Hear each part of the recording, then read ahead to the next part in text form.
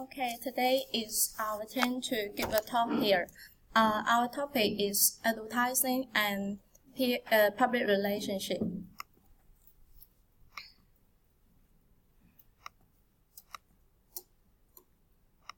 And I'm Liao Zifei, and this is my partner Xu Jianing. First, come to the advertising part.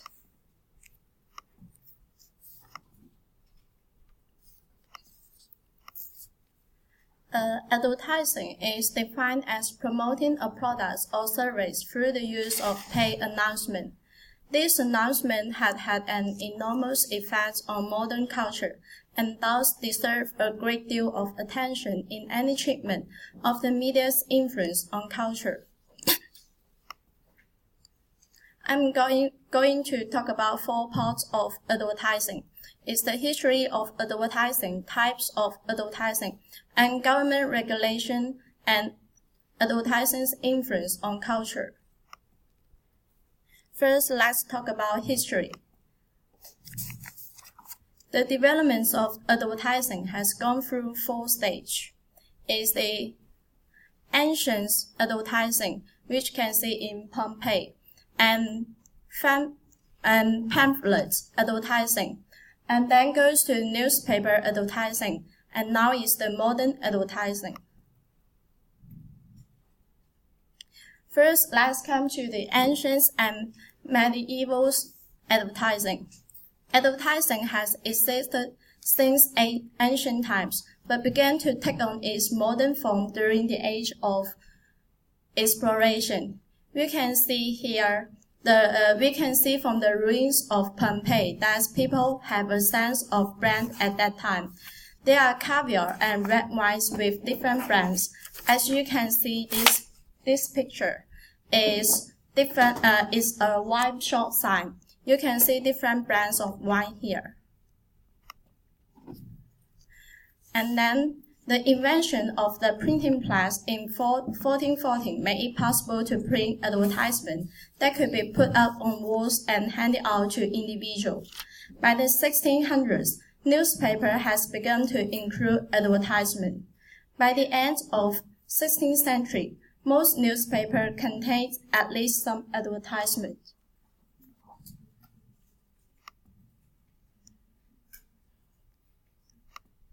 19th century, roots of modern advertising. The rise of penny press during the 1800s has profound effects on advertising. By the 19th century, newspaper and magazine has begun printing advertising to generate needed revenues. Magazines such as Ladies' Home and Journal focus on specific audience, so they can allow advertisers to market products designed for specific demographic. By 1900, Harper's Weekly, once known for reviewing advertising, featured ads on half of its pages. An advertising model then came out, selling issues for nearly half the price of other magazines and depending on advertising revenues to make up the difference between cost and sales price.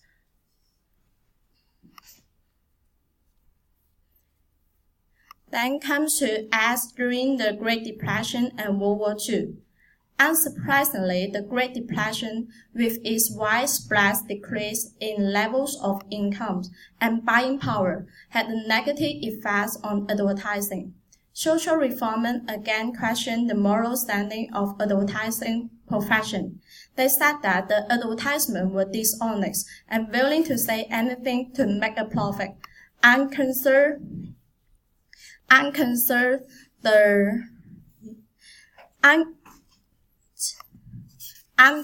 about their influence on the society. The advertising downturn lasted only as long as the depression.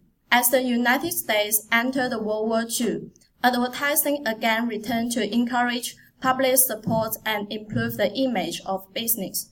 The advertising industry was booming again during World War II.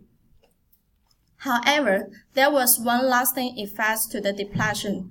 The rising consumer movement made false and misleading advertising a major public issue.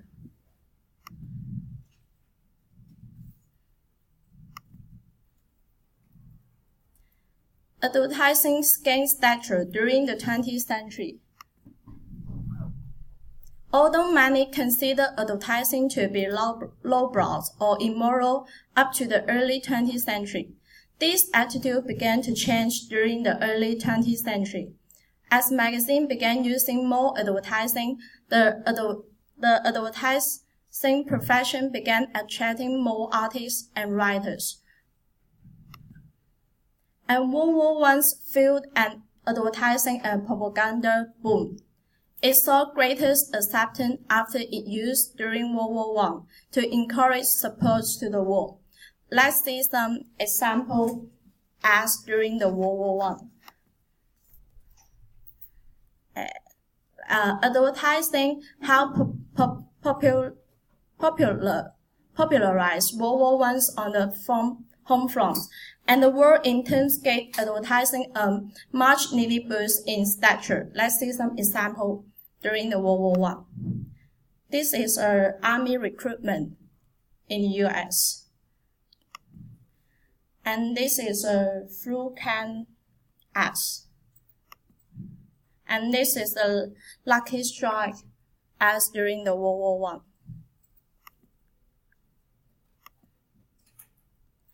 In 1955, television outpaced all other media for advertising. Television provided advertisers with unique, geographically oriented mass markets that could be targeted with regionally appropriate ads. The 1950s saw a 17% increase in advertising spending, faster than any other economic indicator at the time. Let's see advertisements in 1950s.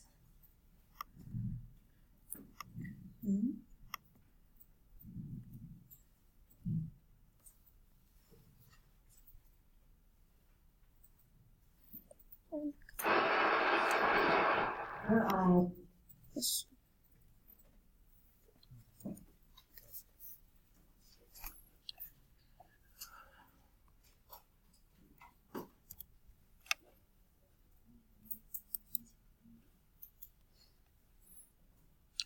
Okay, so well, when it gets over, you'll probably have to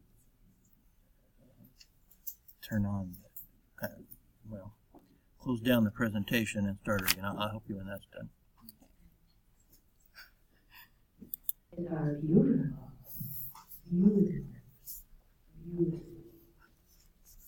She uses nails, nails. And your eyes too can be beautiful when you use Maybelline. It's so easy. Start with Maybelline's new automatic eyebrow pencil. Use short, feathery strokes. Accent the natural line of your brows. Soften the effect with your fingertip. See how much more personality shows in your face. Now, the most important step of all, velvety smooth Maybelline mascara. Brush up and up. Every woman needs mascara because even brunette lashes are likely to tips.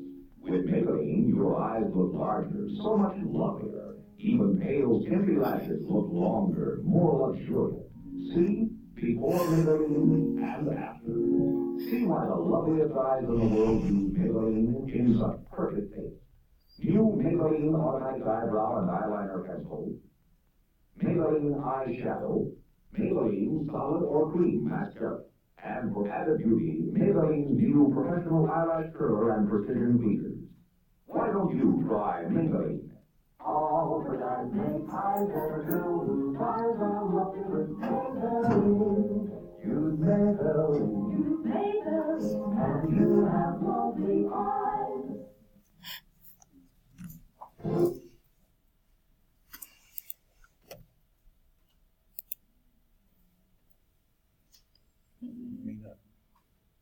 You may have to reboot it.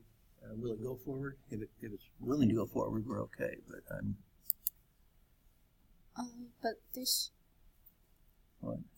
It's not the presenter. I'm not sure what. It's show the each one. This one. Not this one. But I just want the page. Okay. Well, let's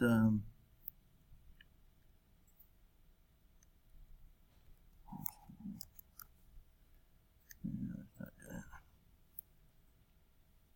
This Let's see if we can.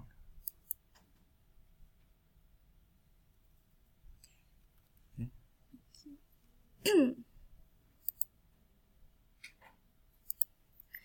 Up to the mid-20th century, advertising featured stereotypical affluent white family and was self-driven. This stereotypical means something old and never change, and affluent means very rich. And criticism of advertiser became the basis of new style of advertising during the creative revolution of the 1960s. During the late 1980s, studies show that consumers were trending away from brands and brand loyalty. Nike Just Do It campaigns endorsed by basketball stars Michael Jordan gave the company a new direction and a new means of promotion.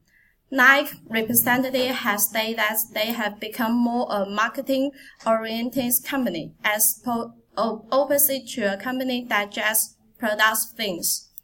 Large brands remade themselves during these periods and focus less on their products and more on the idea behind the brand. Let's see Nike as during this time.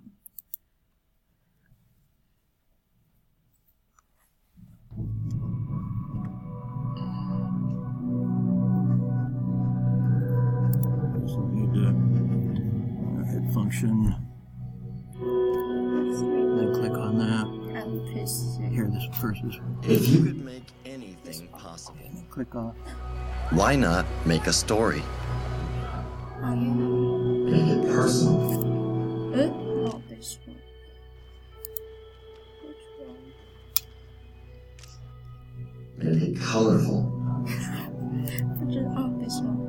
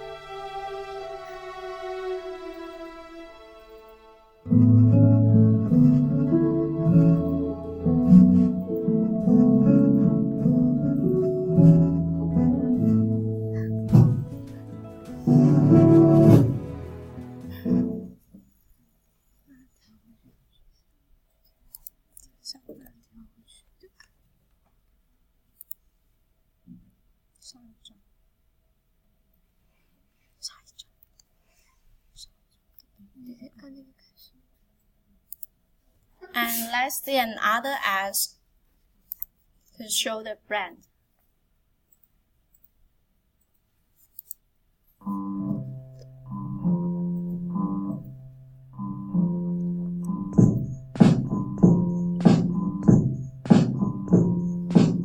Don't got a lot of time, don't give a damn. Don't tell me what to do, I'm the man.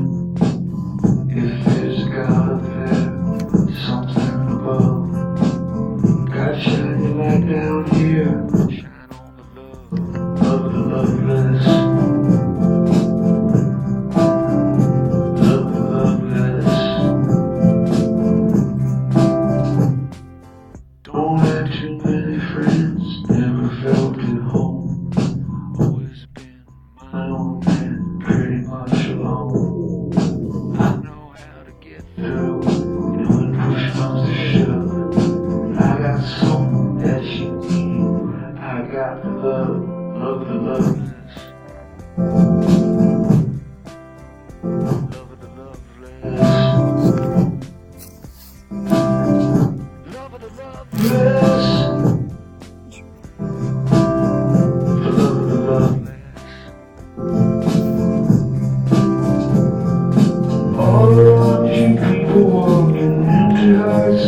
voices talking, looking for and finding nothing.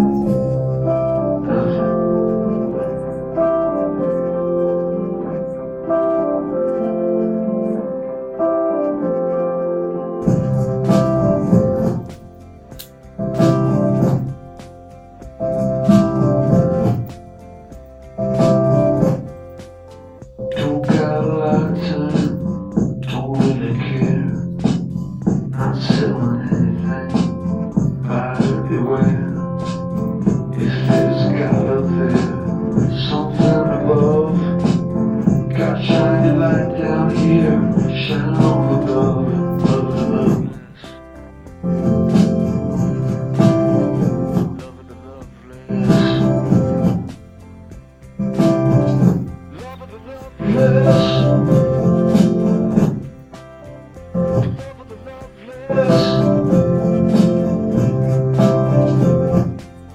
Don't got a lot of time.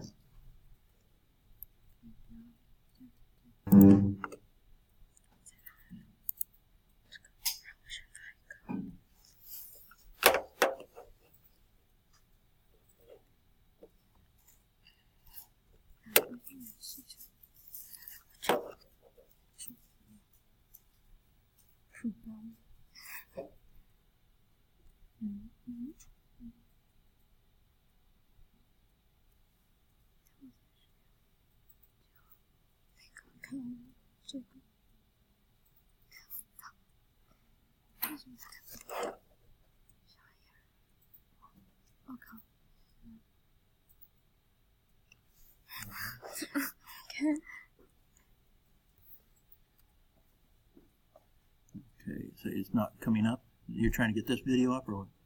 No, I want to talk it later. You want to show it later? Yeah, I want to show the slides. Oh.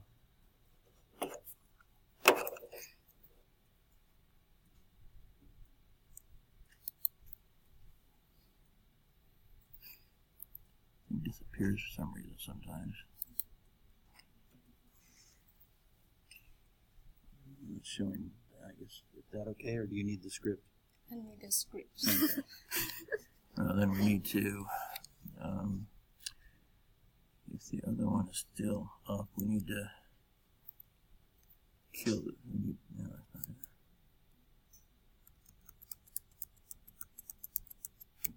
I put some stuff up here.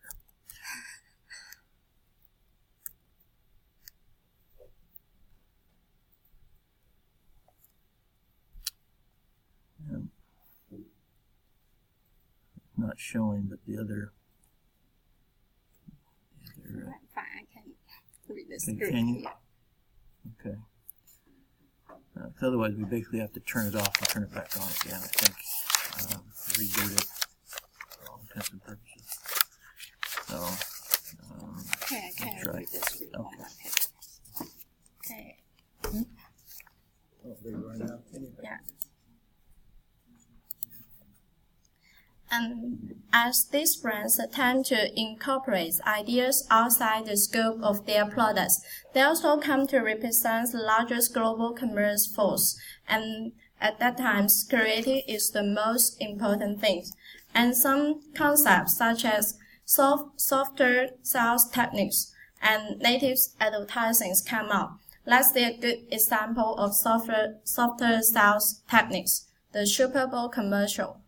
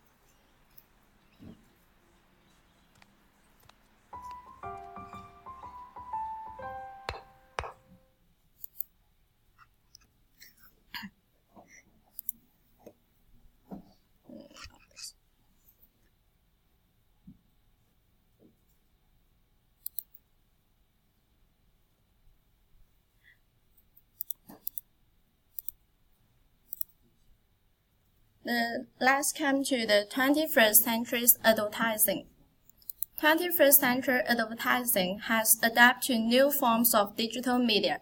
Internet outlets such as blogs, social media forums, and other online spaces has created new possibilities for advertisers, and shift in broadcasting towards internet formats have flattened all forms of advertising. The rise of the internet has caused print advertising revenues to decline but allows for personally targeted ads. Such tracking practice has aroused concerns from privacy groups. And then I'm going to talk about different types of advertising.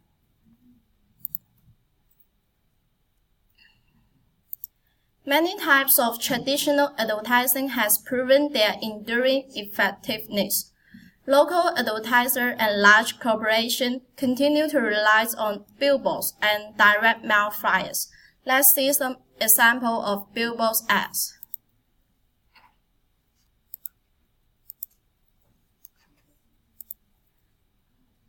And then comes to the newspaper and magazine ads. Although print ads has been around for centuries, Internet growth has hit newspapers' advertising hard.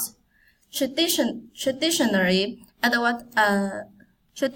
newspaper has made money through commercial and classified advertising. Radio advertising. Radio advertising revenue has done well. Radio's ads target specific consumer. Advertisers can also pay to have radio personality read their ads live in the studio, adding a sense of personal endorsement to the business or the product. Then comes to the television ads. Television advertisement relies on verbal as well as visual cues to sell items. Promotional ad time is purchased by the advertiser, and the spot usually runs 15 to 13 seconds.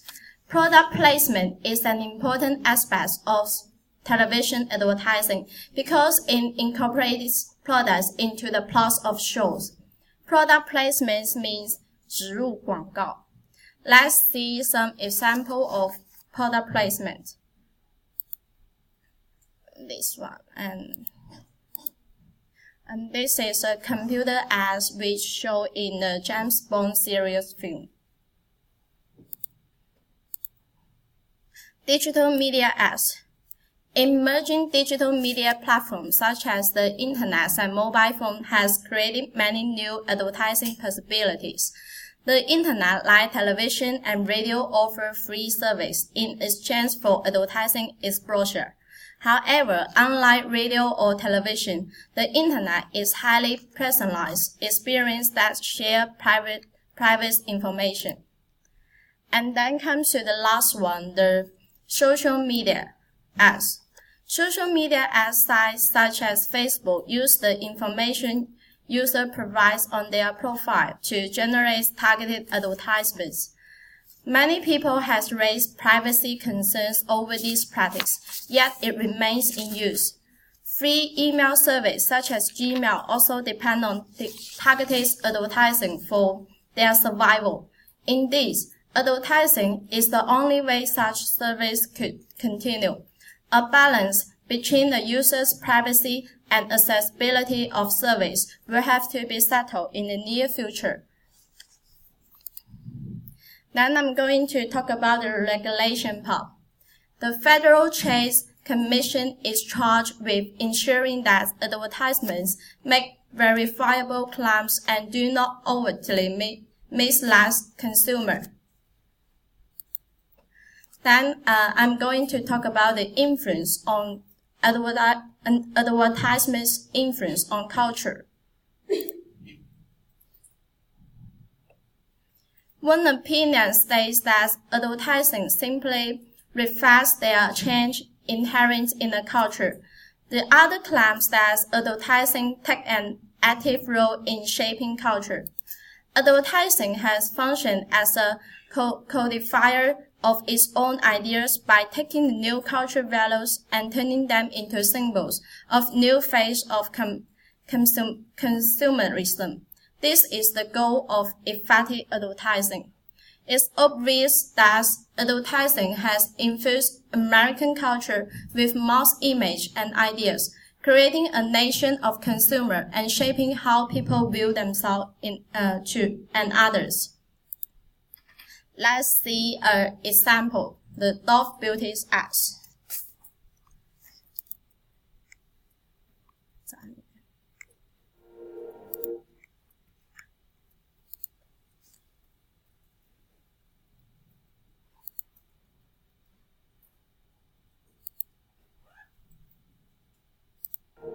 I'm a forensic artist, worked for the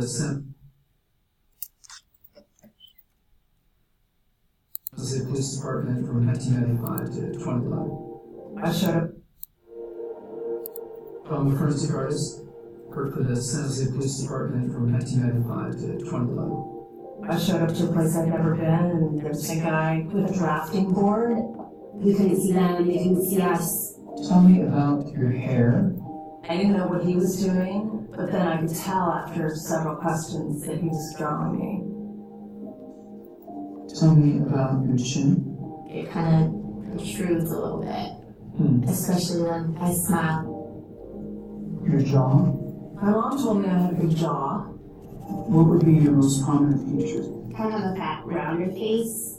The older I've gotten, the more freckled I've gotten. I'd say I have a pretty big forehead.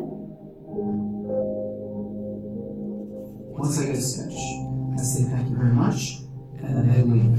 I don't see them. All I had been told before the sketch was to get friendly with this other woman, Chloe. Today I'm going to ask you some questions about a person you met earlier, and I'm going to ask you some general questions about their face. She was thin, so you could see her cheekbones. And her chin, it was a nice, thin chin. She had nice eyes, they lit up when she spoke. She had blue eyes, very nice blue eyes. So here, this is a sketch that you helped me create, and that's a sketch that somebody described to you. Yes.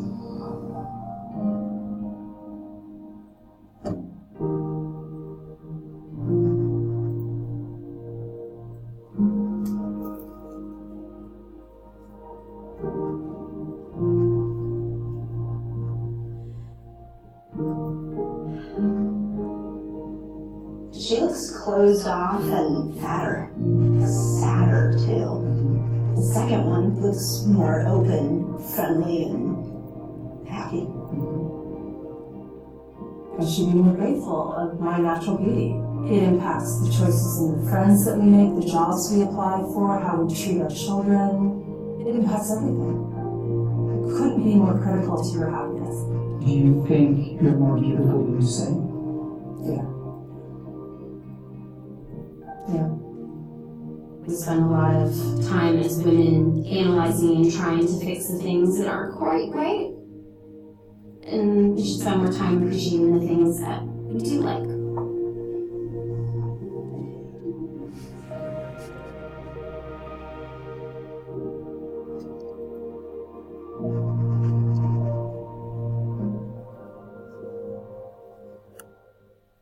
The public relation is the attempt to establish maintain good relations between an organization and its constituents.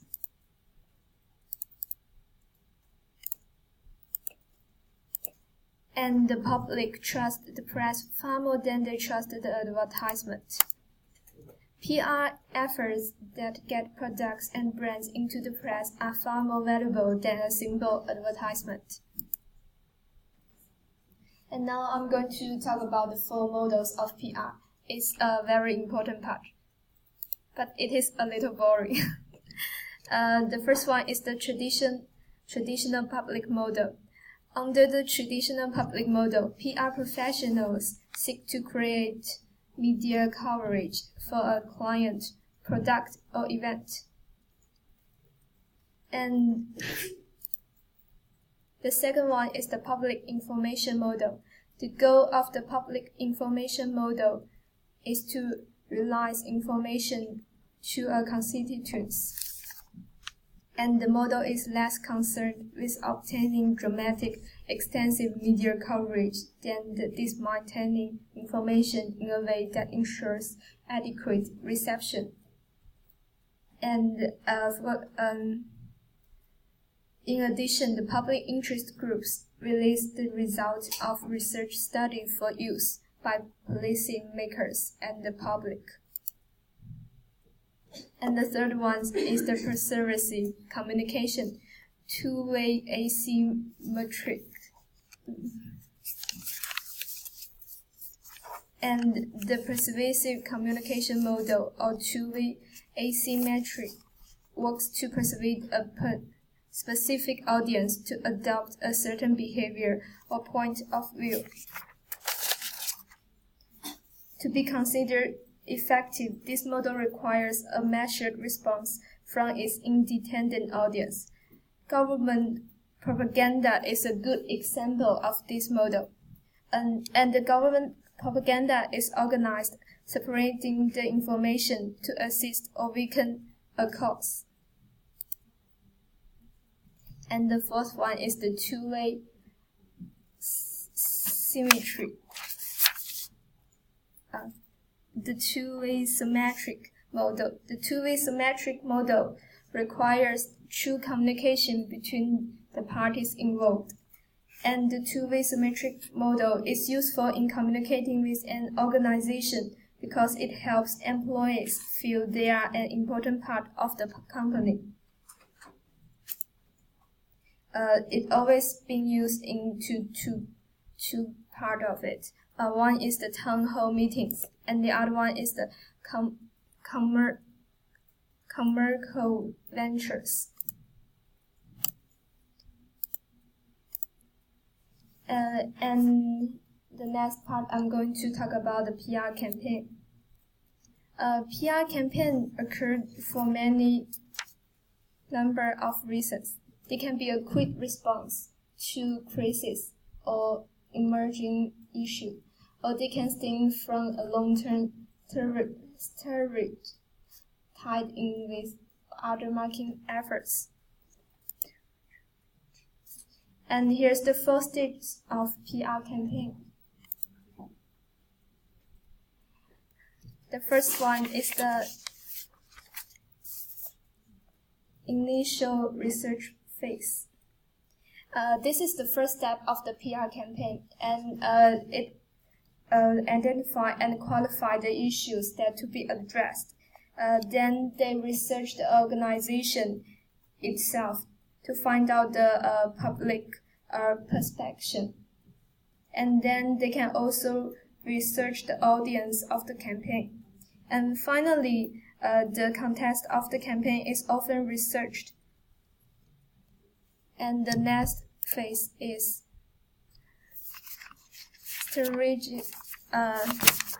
strategy phase. Strategy phase is the next part of the PR phase, and during the strategy phase, PR professionals usually determine objectives focused on the desired goal of the campaign and formulate strategies to meet those objectives. And the third phase of the PR campaign is the tactics phase. And during this tactics phase, the PR group decides on the means to implement the strategies they formulated during the strategies phase. And this process can involve devising specific communication technology and selecting the forms of media that suit the message best.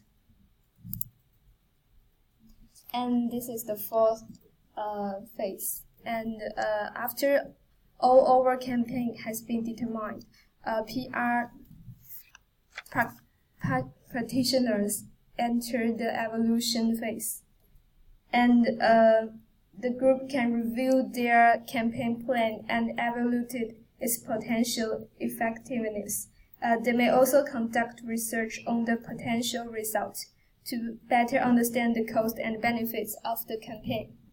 And in conclusion, PR campaigns begin with the research phase and develop objectives during a strategic phase, formulate ways to meet objectives during the tactics phase, and assess that proposed campaign during the evolution phase. And here are some of the examples of the PR campaigns.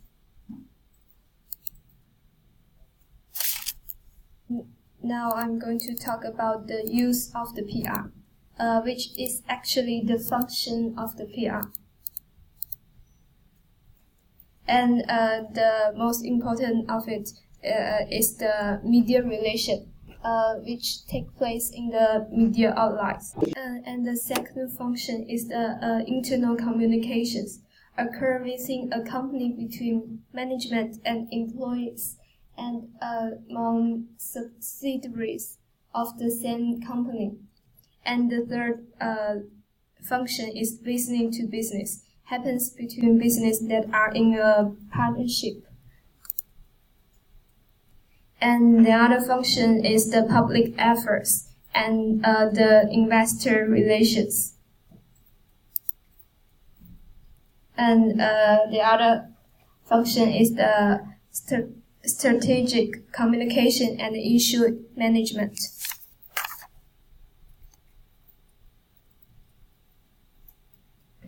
And next part, I'm going to talk about the PR replacement. Is replacing the advertisement.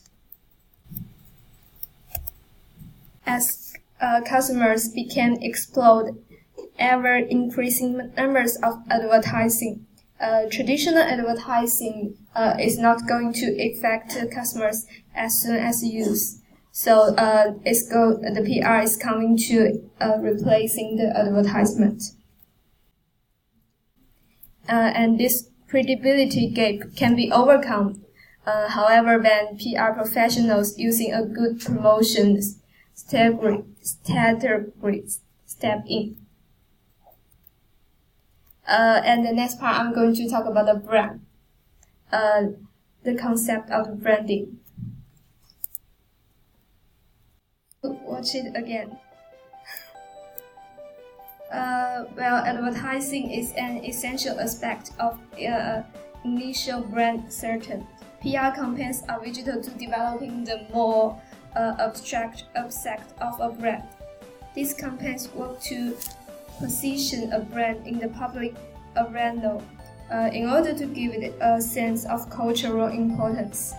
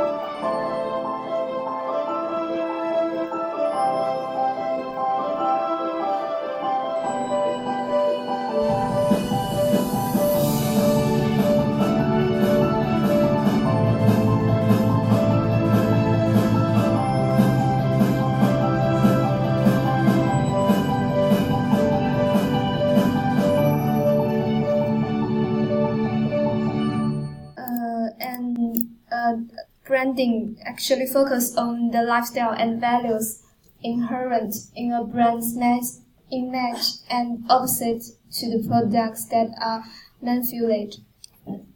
manufactured.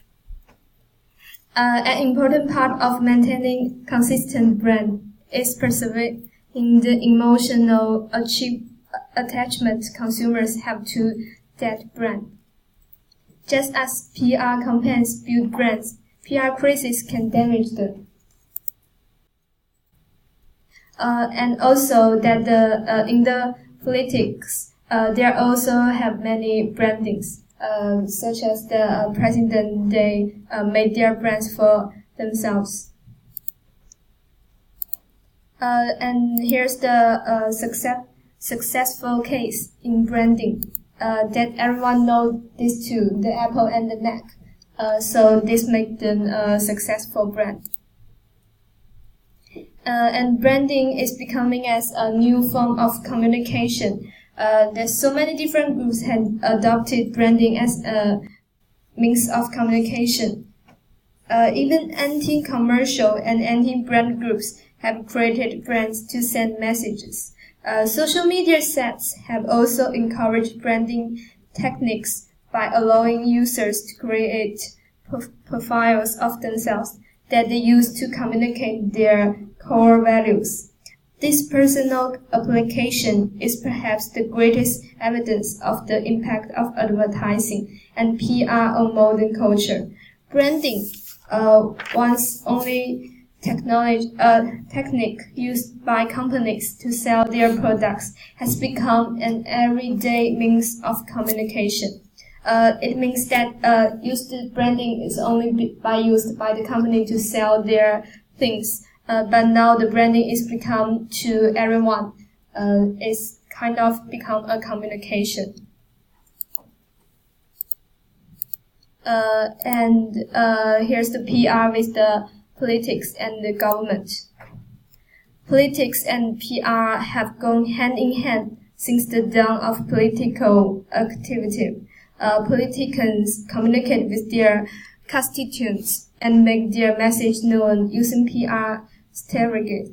Just like I said, that when they try to become the president, the PR is what they have to use.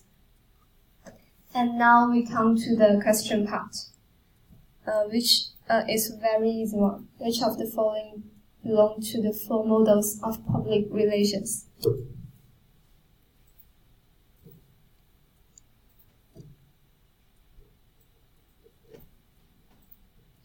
There are four of them.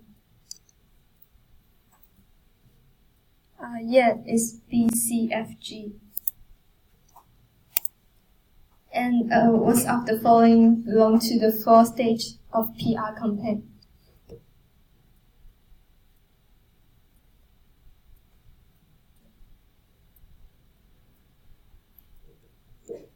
Yeah, it's the A, B, D, F.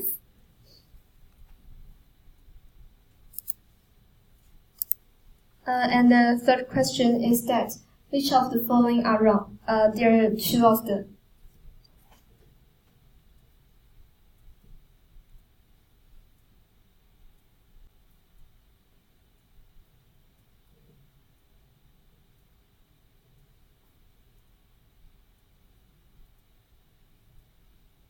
Yeah, there's A, and the other one is D.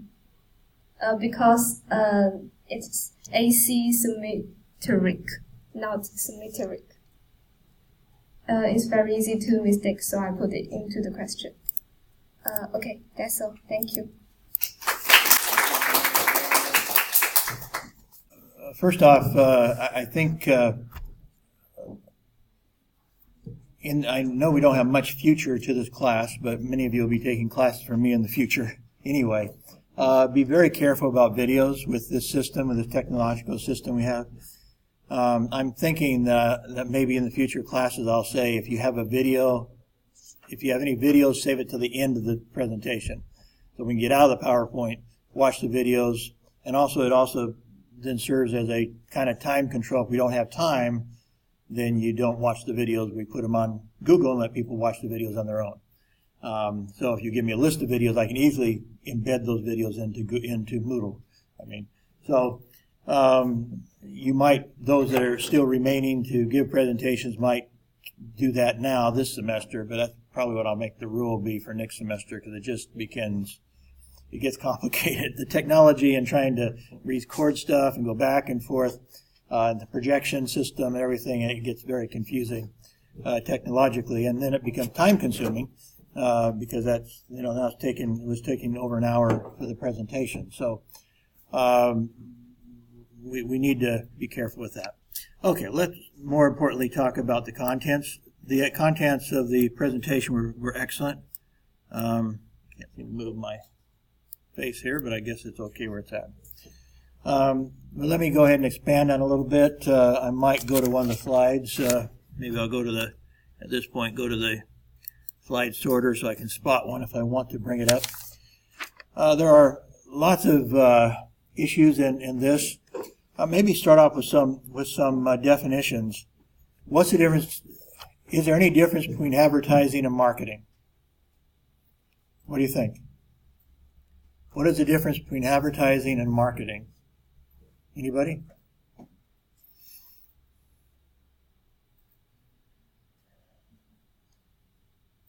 Advertising and marketing, what's the difference? Nobody? No clues? It is confusing, but basically marketing is everything that they talked about today. So marketing is branding, marketing is PR, marketing is advertising, marketing is everything. It is all forms. In fact, there's the 4 P's of marketing mix, which even includes the product itself. The product is an important part of how you're going to market. And so the product itself becomes part of the marketing mix. The price of the product becomes an important part of the marketing mix. Where you sell the product is an important part of the marketing mix. So even within marketing, not only does it include everything you saw here, but it includes stuff you probably didn't think about. Where it's sold, what it's sold for, what it is. What is the product? I was listening to a video the other day by one of the top venture capitalists in the Silicon Valley.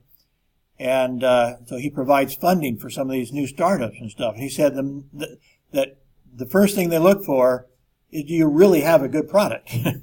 If you don't have a good product that people want, then we definitely don't want to put a bunch of money into organizational stuff and market and salespeople and stuff like that, because you don't have a good product yet. So the product is maybe in some ways, the most important part of marketing. Do you have a marketable product? So, like I said, marketing is much broader than any one of these things that we talked about today. So advertising is just one aspect. Traditionally, we differentiated between advertising and PR. Well, tell me, how would you differentiate between advertising and PR? They're both marketing. They're both types of marketing. But what's the difference between advertising and PR? If you were to define that, what is the difference? Anybody? In just a few words. If you had to use no more than 5 words, or 10 words, I guess, how would you differentiate between PR and advertising?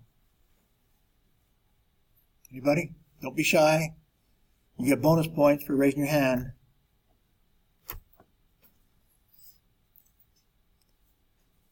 Traditionally, the main thing would be, do you pay for it or don't you pay for it? So PR it's typically is something you try to get for free. So you send out a press release. And at least in the Western countries, you don't pay for a press release.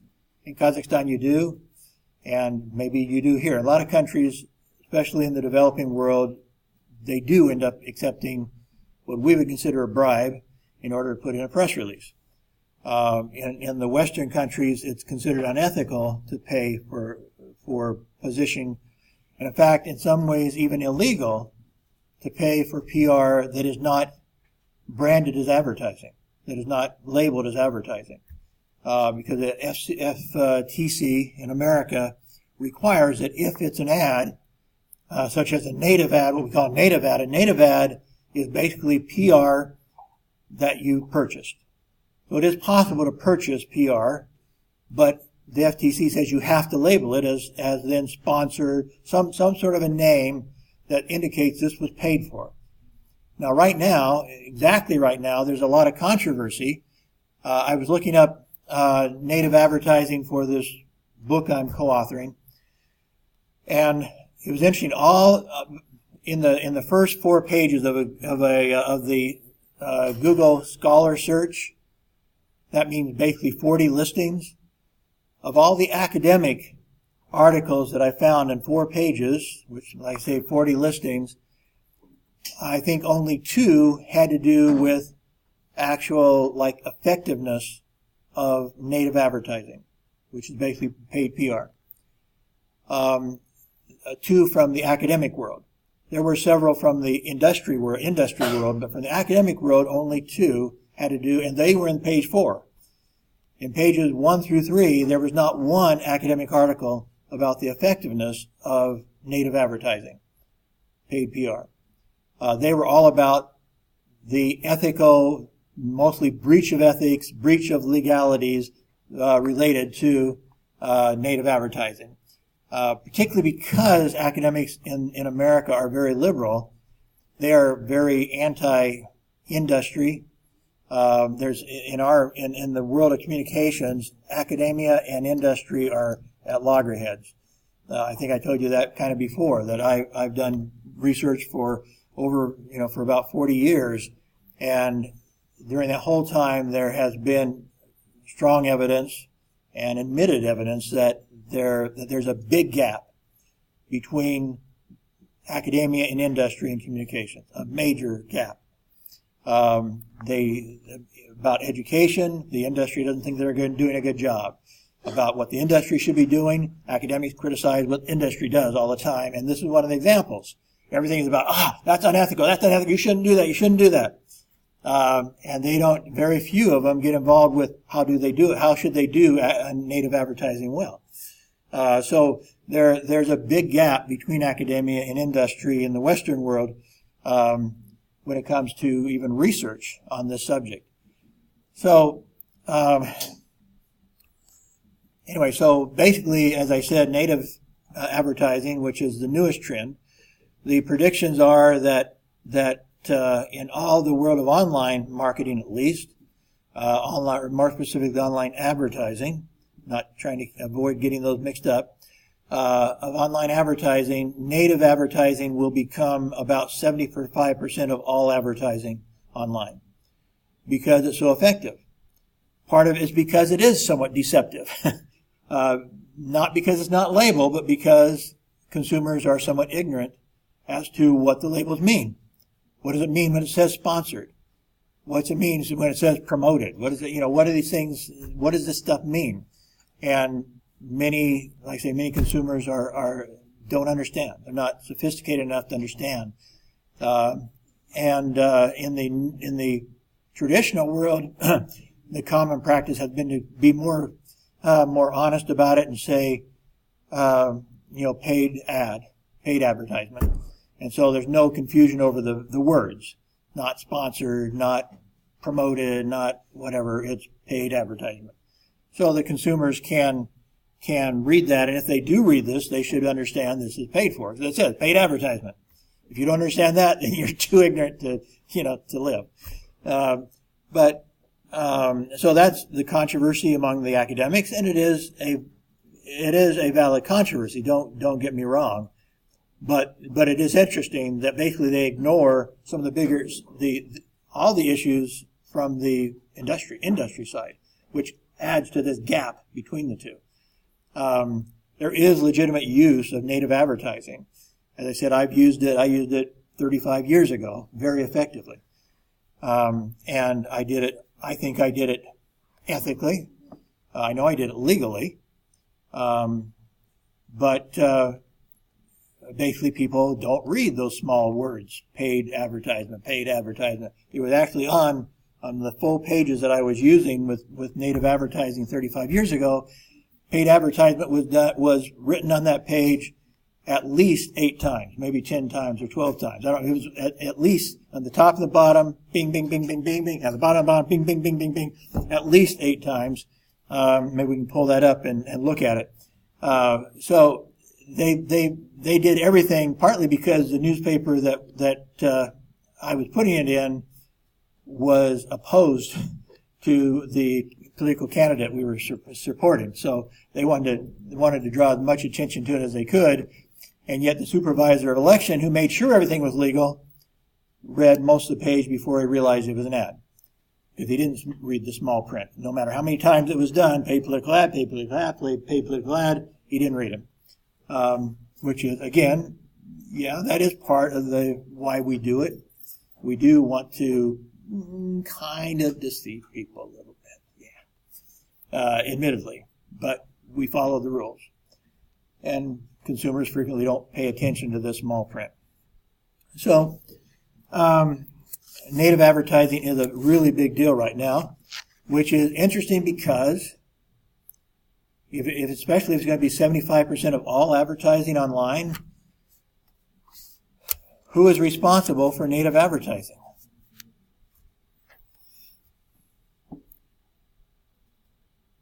Nobody knows yet. I mean, in a sense, nobody knows. Because native advertising is really PR, but you paid for it. So who should be in charge of it? So really the skills that you develop in PR, in fact, the skills you develop in our department are exactly the skills you need to be in native advertising. You need video skills. You need desktop publishing skills. You need, all this. You need to know how to write and to express yourself and so forth. So the sort of skills you're learning in our department, if you learn them well, are exactly what you need for native advertising, which will be 75% of all advertising on the online by 2021. Because it's so effective. Now, native advertising shows up in lots of different places. So the newspapers in America, the most reputable newspapers in America are now using native advertising in their regular printed product as well as online. And that's where the controversy, and that's why all the academics are going crazy. Because they think that they're being deceptive. And they're hurting the credibility of journalism. Again, depending on how they do it, they might be. But even though the executives, the publishers and executive editors of the New York Times, of the Wall Street Journal, of the Washington Post used to say that's unethical, they're now doing it because it's profitable. And in a time when they're going broke, what's more important? To stay in business or to be ethical?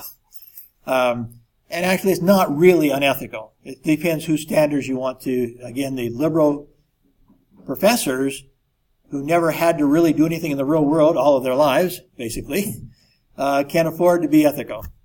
We have this fine, purist, black and white ethics. But in the real world, if you're in business, even the liberal Washington Post and the liberal New York Times and the Wall Street Journal is not, it's kind of mishmash, a little bit of both. Has conservative editorial, conservative ownership, and liberal reporters. But even they have to say, we kind of have to survive before we can do anything else. So they're using it. And I don't, since I used it 35 years ago, effectively, I can't criticize them very much. There are rules you should keep. And then it's kind of buyer beware. It's kind of consumers have to be more alert to what they're looking at. And actually, the more controversy there is, the more consumers should be aware. Oh, I see. We're getting more and more of these paid articles and stuff that look like news articles, but they're paid. Somebody paid for them. Other issues. So actually, the biggest things going on, and some of these areas are, I think I talked about this a little bit before, are not mutually exclusive. One of the biggest trends is video. It's considered the number one type of online advertising, but it's not the most used. It's not the most used because 75% of the marketers want more training in how to use it. They either lack staff, they lack understanding, they lack personal training. And it's harder, if you eliminated all the difficulties of doing video, it would be the number one type of advertising. But there are difficulties with doing video. And so it's not the number one. Number one are like illustrations, illustration based. Your attention getter is some sort of a graphic, photograph or graphic, and then obviously some writing with it. So that's the number one used, but actually they find that it's one of the least effective, but it's the easiest. And so they use a lot of it. So it's number one used, the number one in power and effectiveness is video. So you should get to know video. You should become very good at video, because that could, it's not only important it's important whatever you do.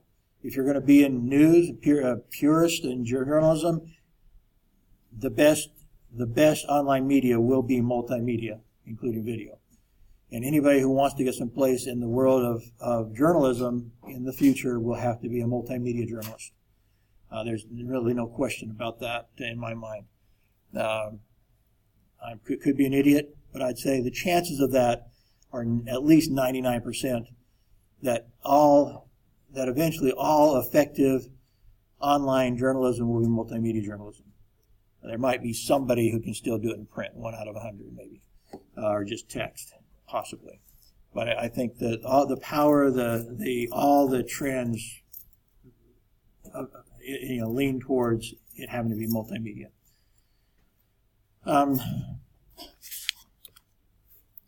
The other thing, and so anyway, part of what I was going to say then is, so native advertising can be video or it can be not video. So the best would be a video native advertisement, right? So it has the power of the video. It's native, so it looks organic, as we call it. It looks like somebody just put it up there. And the social media, and that's the other thing. It's the ideal. One of the top online ad agencies or marketing agencies says the ideal is basically video and social media. He said if people were smart, 100% would be video and social media. That would be it. He may be exaggerating slightly, but that is the most effective. Video on social media. You take advantage of all the power of social media, the potential for going viral, and you take advantage of the power of video, and you make it native, so it looks like it's organic. So all of that combined makes it the most effective if you can do it. I enjoyed watching the Petronas ad. The name of the gal that produced that slips my mind. Anybody have her name? Anyway, we had a film festival here last summer about her. Her name's slipping my mind. But anyway, she was a real pioneer in this sort of soft sell sort of approach, which is kind of I would say kind of native in its approach, and also that sort of ads like you saw at Petronas and like a lot of these, the Dove and all the most of the ones they showed us were the Nike one. By the way, that's how we pronounce it, Nike. We don't pronounce it Nike. The Nike ad, all of them had viral potential. So even if you paid for it on the Super Bowl or whatever, and the Super Bowl ads, by the way, cost like $5 million for 30 seconds. So they're very expensive, but they're very good. A lot of people watch the Super Bowl, especially women, watch the Super Bowl for the ads rather than for the football game, because it just becomes a thing. It's the most watched show on TV year round, and so it's worth $5 million for 30 seconds. And they want to make sure those 30 seconds are worth their while. They're not going to spend $5 million in 30 seconds if they don't use it well. And so they come up with these very clever ads to put on during the Super Bowl. Those ads, in many cases, they put those ads on YouTube and other sites, other social media sites, even 2 weeks before the Super Bowl, and they keep them on there and they expect them to go viral. And some estimates for the most effective ones is that they get their money's worth just on the viralization on social media. So it's not just the $5 million. They paid the $5 million for the Super Bowl ad, but now it goes viral on YouTube, and suddenly 50 million people see it on YouTube, on social media, or maybe 100 million. Now that's more than paid for itself. And so they put a lot of time and imagination, creativity into those ads during the Super Bowl. Many of these that you saw there. But as I said, the Petronas campaign was started when, like the mid-1990s, I think. So she was way ahead of her time in developing that sort of advertising. Not to say it wouldn't have been effective before. There might have been some, but really, especially viralizing it on social media was definitely ahead of its time. And it's very effective advertising, very good imagination and creativity. There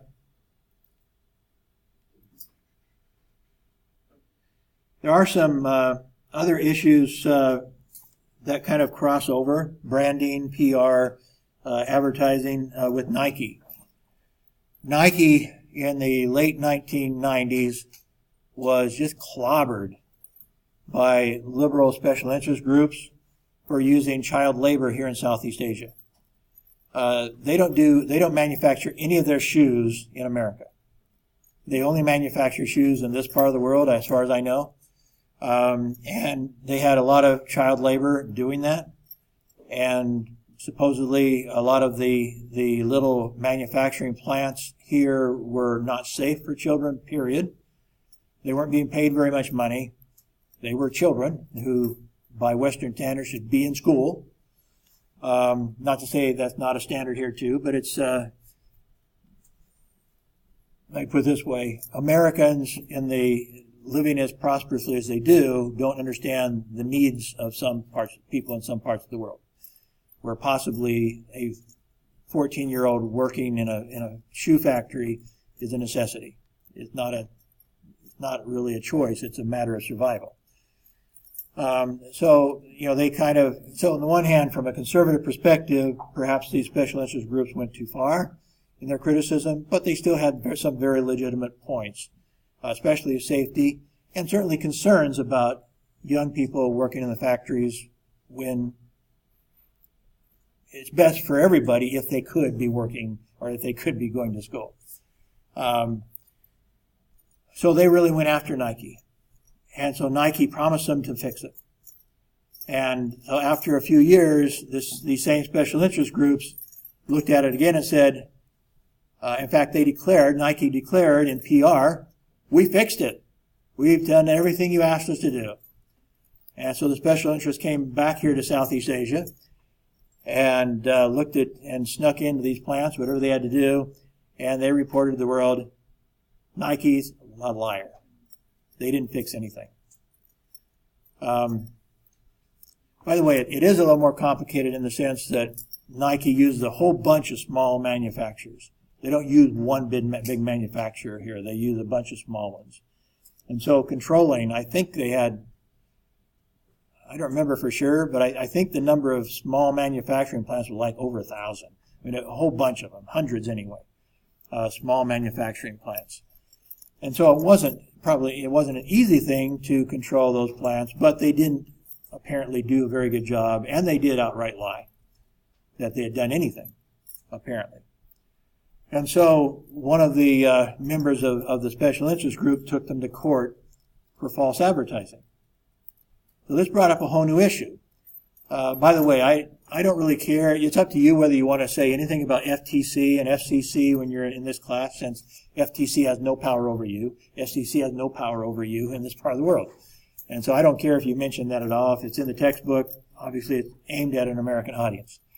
However, there are issues that it raises, and you might discuss the issue, and this is one of them, is that Nike lied about them fixing the problem in PR. And so this rich special interest guy took them to court. The very liberal Ninth Circuit Court, the federal court in the very liberal San Francisco area, agreed that it was false advertising.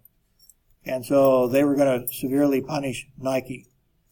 And then the case went to the Supreme Court, the top court in America. And the top court in America did not want to rule on it. They just sat on it for like a year. And with basically the message is, fix this, we do not want to make the decision. Why wouldn't they want to make the decision? They didn't want to make the decision because it was PR, not advertising. They had a clear mandate to control advertising, false advertising. They do not have a clear mandate to control false PR. Because actually nobody has to print false PR. It's up to you, it's up to the newspapers and the media to decide whether it's false or not. So nobody has to print false PR. So consequently, it falls in that area of free speech. And do you want, in a country of ultra free speech that allows pornography and everything else as part of free speech, do you really want the courts to get involved in the lies that you might tell, not just in PR, but how about a politician? Politicians lie all the time. And what is it? That's basically PR. They're lying all the time. So do you want the federal government to be involved in controlling free speech that's not paid advertising? They didn't want to get into that whole area. They wanted to, false advertising, they could control that. They could understand that. The FTC is responsible for that. But this wasn't false advertising. They didn't lie in advertising. They lied in PR. So they ultimately, they just waited them out, and Nike paid $10 million to the guy's favorite charity. And I think that by then they learned their lesson. But there's a couple of things to learn from that lesson, however. First off, did it hurt Nike? Hardly at all. They had such a strong brand. Their method of strengthening their brand with all these popular athletes and stuff meant that most people were totally, and I would say that this is one of the things going on right now. You may be aware that athletes are refusing to stand for the national anthem in America because they say that America is, that they're being bad to particularly the African Americans. They're not being fair to them and somehow. But the NFL, particularly the National Football League, is hurting terribly from their athletes doing this. Because my point I was going to get to is most sports fans are conservative. And so the athletes right now are refusing to stand up for the national anthem, and most of their fans watching that game are conservatives. The liberals don't watch sports, most of them. The conservatives watch sports. Liberals are watching opera or something. And so it's they're alienating their own fan base. And so right now a lot of people are turning off the TV for football. They're not going to the games and so forth. There's empty seats. And so they're in a mess right there. But anyway, coming back to the point is that Nike has to do with athletics. And a good share of the people buying athletic shoes are conservative. And they really don't care that much about the issues of the liberal elite. They're not, and it's not that they don't care about the child laborers here in Southeast Asia. They're just not cognizant of it. It's just not an issue that they're even aware of, because they're not tuned into the media that the special interests are tuned into, the special interest lobbyists are tuned into. And so they haven't even heard the message in many cases. At least they've not paid it any attention. So it's brand can be such that even something that as atrocious as this, where they outright lied to the public and taken to court for their lies, didn't hardly touch Nike. Didn't hardly touch them. Brand, the videos and stuff are a little bit unclear about what brand is. Brand started with just, as it suggested, a brand and a cow was basically how you identified your cow from somebody else's cow. And so you take a hot iron and make that thing, put that into their hide, and so that everybody know this is your cow. So the brand was basically the logo of most advertising. The logo was your brand. Until suddenly they started saying, there's something more to this. This is picking up, and that showed the two most famous probably are Nike and Apple. You recognize immediately the logo But it's much bigger than logo. It's really the reputation, the influence of that company.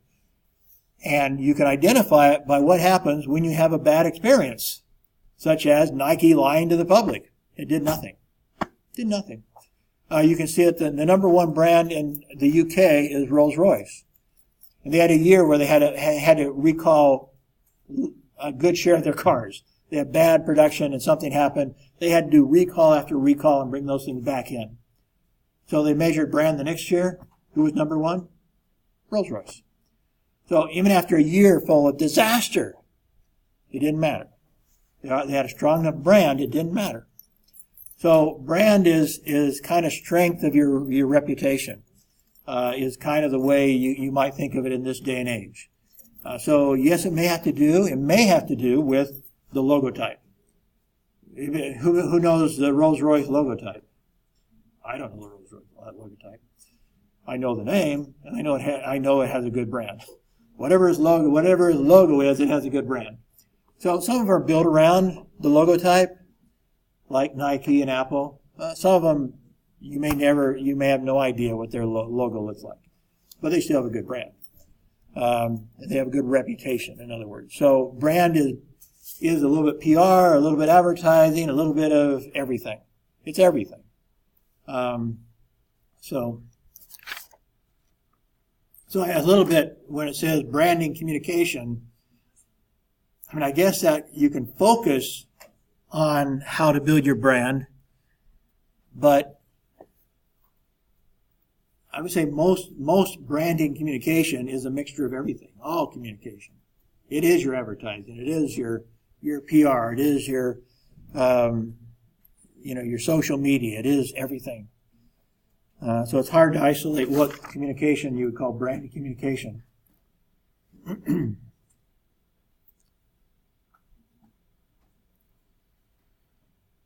I've talked about this a little bit before, but you do not know what you're going to be doing in the future in this industry. You may think you know what you're going to do. You have a strong desire to be something specific in communications. But just like the Washington Post and the New York Times and the Wall Street Journal all suddenly decided that maybe native advertising wasn't so evil, circumstances change. And some of you may think you're going to be journalists. Journalism is on the downswing. There's not near as many jobs in journalism today as there were 10 years ago. Of course, especially in America, especially in the West. But worldwide, they have enough that it affects the total population of journalists worldwide. Now, maybe in whatever country you think you're going to practice in, it's not in the downswing. But PR is in the upswing. In America and in most countries, PR is in the upswing. The understanding of what the importance of PR is on the upswing. Advertising, of course, is always strong. Now, the definition of what is PR now, in fact, many corporations have a different group that they might call their social media department. And so social media is kind of a blending of PR and marketing, PR and advertising, and beyond that. It's different. And so that's why they make it a whole different department, because it isn't clearly identified in either one. Plus, you have this problem of organic postings in social media and other online sites, and the native, paid for, which may be exactly the same content. You may post something free and try to get it to viralize on your own site, on your YouTube site, your Facebook site, all your sites, in your Twitter account. You may post your creations, your PR sort of relations, creations, video and all this stuff, free of charge. So that would be naturally called PR. But now you turn around, and when I posted some stuff just on one of my Facebook sites yesterday, they immediately came after me and said, "Don't you want to promote this? Hey, for $25, we can show it to another 2,000 people. Don't you want to promote this?" So what have they asked me to do? They asked me to change what would be PR into advertising with the same content. So then it becomes native advertising. What they call promotion is native advertising now. It turns in my organic posting into an ad. So now in social media particularly, what's the difference between PR and advertising? Whether you paid for it, there's so little difference in actual content that it's the same thing. That's why, another reason why you just go ahead, plus the tools are different. So it makes sense to have a whole separate department for social media. Because it's part paid, part not paid, part video, part writing, part visuals, part everything, and definitely multimedia. So you let the PR people do kind of the traditional PR stuff, write press releases and stuff, and you let the advertising do the normal advertising, the display ads, but here in the middle, social media and online. But now because so much is becoming important, now you get to the next step. Now online advertising is going to outrank all other advertising combined, and it's going to be mostly native advertising. You even need an advertising department and a PR department. Maybe it's all a social media department. Basically what I'm saying is you have to develop the tools of all those entities, and it's going to make you very valuable if you do end up in marketing, whatever you want to call the marketing. It can be called inbound marketing, it can be called outbound marketing, it can be content marketing, it can be lots of things, but basically native marketing. But ultimately, you develop the skills, and you'll be in a position that if you don't have journalistic opportunities, and you want to use your skills in a profitable way, more profitable probably than as a journalist, this is your field. Social media, native advertising. And it is definitely going to be a growing field, and people with the skills, I mentioned before, the executives at the top had none of those skills. The people that were hired to run these departments have none of those skills because they were hired 15 years ago before they needed those skills. And so the executives are looking for you.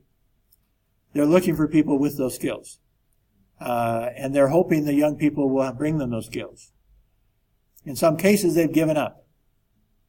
In some cases, the marketing, the new trend in the marketing organization is to now hire a specialist, an IT specialist that understands all things IT, particularly all the technical aspects of social media, all that sort of technical stuff, and a specialist in databases who can understand personalizing messages and how to use databases for that purpose. And so in those two areas, they've given up on our field. They might not if you walk in with database training and you walk in with technical training, then they're going to say, we want you. If you have marketing training, you have your communication training, and you have IT training, and you have database training, we want you right now. Come, please. So again, I've mentioned that before. You should be looking at computer training as well as your communication training. Whether you're sitting in on classes, just sneaking into the back row, whatever you need to do, if you have that training, you're going to have great opportunities in the future. So anyway, we're past time, but I just wanted to kind of again build on what was shown us. We saw, the presentation today was quite thorough, but there's some aspects that maybe you don't quite grasp. Some of the definitions, some of the realities within the industry of what it really means to us. And those are some of the realities. Okay, well, we will see you on Wednesday then. Thank you.